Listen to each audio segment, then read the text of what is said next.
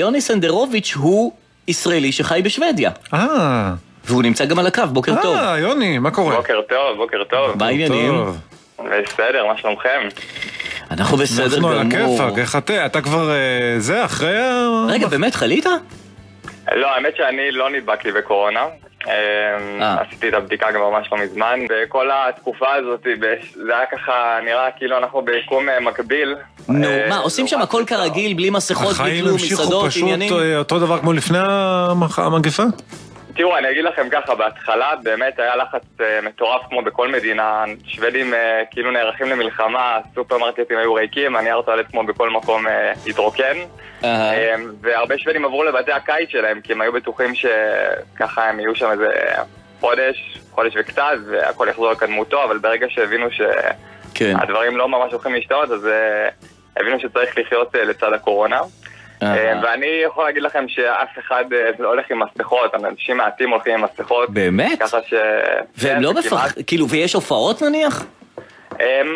בוא נגיד שאירועי תרבות המוניים וכאלה כמובן שאין, אבל כמובן שכל העניין שנוגע לקולנוע לדוגמה פתוח, באולינג.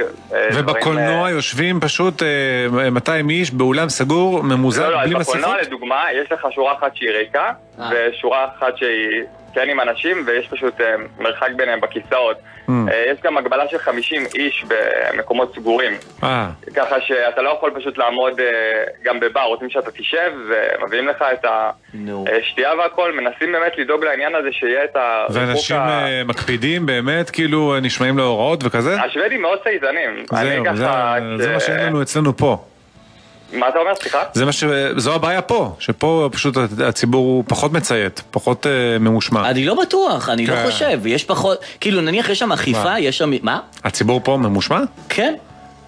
אני תקשיב, אין מישהו שהולך בסופרמרקט בלי מסכה. אבל אתה כן מוריד את זה מהאף, אתה כן... טוב, בסדר, אנחנו ישראלים. זה הישראליות. בסדר, אבל מה, אתה רוצה... אם נלך לפי כל הכללים, נהיה שוודים בסוף. נכון, ואז נהיה בבעיה. כן.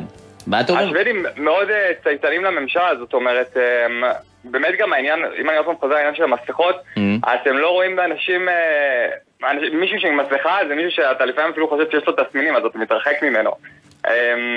מי שחולה או... מי שחולה בטח מבודד את עצמו ולא הולך לפה ולשם ולכל מיני גנים ציבוריים כמו שהלכו. הממשלה באמת סומכת על אנשים שהם יבודדו את עצמם, שלא צריך אחריות אישית. זהו, אחריות אישית, נכון. כן. בדיוק, גם בתי ספר, גם הגנים נגיד, והבתי ספר היסודיים המשיכו כרגיל כל התקופה הזאת. איך הכדורגל, תגיד? מה זה? הכדורגל, מה, יש קהל ביציעים? בכדורגל, האמת שאני פחות בענייני כדורגל, אם להיות כנה, אז אני פחות יכול להגיד לכם על הנושא הזה. אבל כן, מבחינת מה שאמרתי, בתי ספר יסודיים וגנים המשיכו כרגיל כל התקופה הזאת, חטיבה והאוניברסיטה כן עברו ללימודים מרחוק. אבל עכשיו, לפעמים שאני יודע, מנסים לעשות גם להחזיר את העניין הזה שזה כמו שצריך. כן.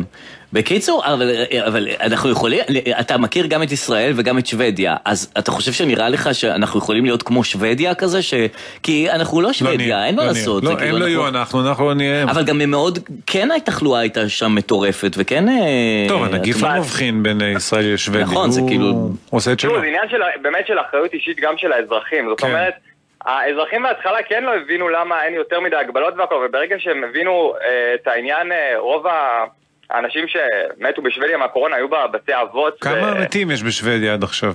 בערך 5,880 מתים. 5,800? כמה תושבים יש בשוודיה? בשוודיה זה כמעט כמו ישראל, אותו מספר כמו ישראל. נו, אז הם... פי 3. כן? מה פי 3? פי 3. מה פי 3? מתים, שם. 1, 2, 3, פי 5. אבל היום אין כמעט מתים, זאת אומרת, בערך אתם יכולים לראות יום אחד שיש לכם 100 נדבקים, יום אחד יש לכם 200, אבל זה לא מגיע למספרים כמו בישראל, כי הם הבינו, הם ניסו לעשות את השיעורי בית של עצמם, להבין איפה הם טעו ומה הם כן יכולים לעשות כדי לשמור על האוכלוסייה. לדוגמה, אסור לבקר בבתי אבות, אסור לבקר בבתי אבות. כמה מונשמים יש, אתה יודע להגיד לנו? מונשמים אני פחות יכול להגיד לכם. אוקיי. ותגיד, גם שם זה פותח את כל המהדורות חדשות ומתעסקים בזה כל היום סביב הקורונה או שקצת שמו את זה בצד? אני לא מרגיש שמתעסקים בזה בצורה של, בוא נגיד, לא יודע, בצורה של להלחיץ את הציבור, כן יש לך שלטים בכל מקום שכל הזמן מזהירים על העניין הזה. מה זה מזהירים? אומרים לך על הקטע של המרחק, יש לך אלכוג'ל בכל מקום. כן. ובאמת... הנה, זה גם פה. כאילו, נראה לי שהם פשוט חיים עם זה. זה הכל. אנחנו מנסים להילחם, כל הזמן להילחם ולא מצליחים, והם פשוט חיים עם זה. וגם לא מצליחים, אבל לפחות הם חיים. נכון. אז לפחות הכלכלה שם לא נפגעת וקורסת, אז יש לך עוד כמה... יש לך יותר מתים, אין מה לעשות, אבל בטח גם אוכלוסייה מבוגרת וחולים מחלות רקע וכזה. יוני סנדרוביץ', תודה רבה שדיברת איתנו. תודה לכם, תודה לכם. בוקר טוב, להתראות. בוקר טוב.